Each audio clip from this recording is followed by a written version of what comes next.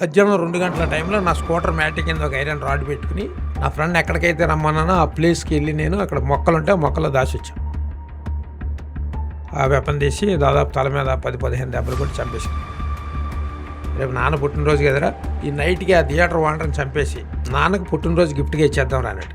అదే నా ఫ్రెండ్ అన్నాడు, రేపు ఇప్పటి వరకు తాడేపల్లిగూడలోనే గుండాబద్దులు గోపి అని పేరు తెలిసిరా, ఈ మర్డర్ కానీ మనం చేస్తే జిల్లా వ్యాప్తంగా మంచి పేరు వస్తుంది నీకంటే.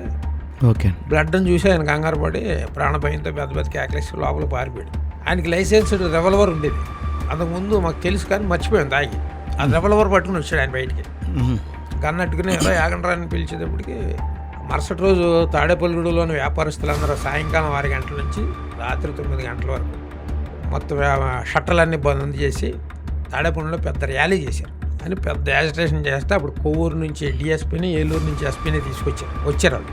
ఇలా నాకు 18 క్రిమినల్ కేసుల్లో తాడేపల్లిగూడెం టౌన్ పోలీస్ స్టేషన్లో నా ఫోటో పెట్టి నాకు 1990 సంవత్సరంలో రౌడీ షీట్ ఓపెన్ చేశారు.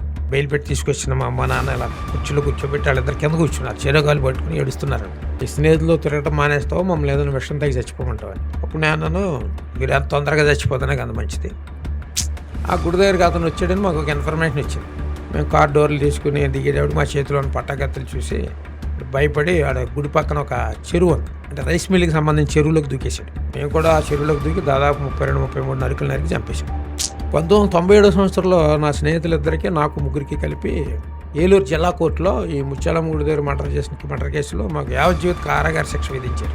ఓకే. సుప్రీంకోర్టులో కూడా అదే యావజ్జీవ కారాగార శిక్ష ఖరారై వచ్చింది.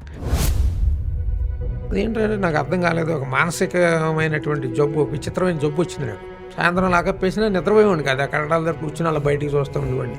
నా కళ్ళ ముందు ఎన్నోసార్లు చల్లారిపోతూ ఉండేది, ఎన్నో నిద్రలేని రాత్రులు గడిపా.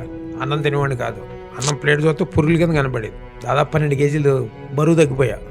జన్మనిచ్చిన తండ్రి నా శత్రువులను చంపేయాలని కోరుకుంటే బెట్టింగ్ అవసరం లేదు వెళ్ళరా అన్నాడు. నిజంగా అప్పటికప్పుడే చచ్చి అప్పటికప్పుడే బతుకుతున్నట్టు ఉంది. రేపు నువ్వు రిలీజ్ అవుతున్నావు అని చెప్పాడు. నేను ఆలోచించాను, అంటే వాక్యం ద్వారా దేవుడు మాట్లాడతాడని అనేకులు చెప్తే విన్నాను, కానీ అది నా అనుభవంలోకి ఫస్ట్ టైం వచ్చింది. ఇప్పటికీ సెటిల్మెంట్లు ఏమైనా చేస్తున్నారా? ఒక బండి మీద గుండాబత్తులు గోపి అని రాసి ఎక్కడన్నా సెంటర్లో వదిలేస్తే ఎన్ని రోజులైనా ఆ బండి అక్కడే ఉండేదంట. సార్ సువార్త చేస్తాకి వెళ్ళాం మేము, ఇష్టం వచ్చినట్టు మాట్లాడుతున్నాడు, చేడుతున్నాడు, ఈ మతం ఆ మతం ఏ మతం. ఆడేమో కాళ్ళు పట్టుకుని వదులుతలేదు, నన్ను చంపకండి అంటున్నాడు.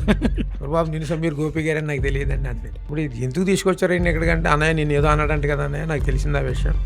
మరి మీ ఇద్దరికి దన్నారా బాబు, వెళ్ళండి బాబు. ఒక చోట భోజనాలు జరుగుతున్నాయి, మీరు ఆ టేబుల్ దగ్గర ఉన్నారు. ఉంటే అయితే ఒక ఊర్లో ఒక గుంపు మొత్తాన్ని వెలివేశారని తెలిసింది. అక్కడికి మీరు కూడా వెళ్ళారట, దాని గురించి ఏమైనా చెప్తారు?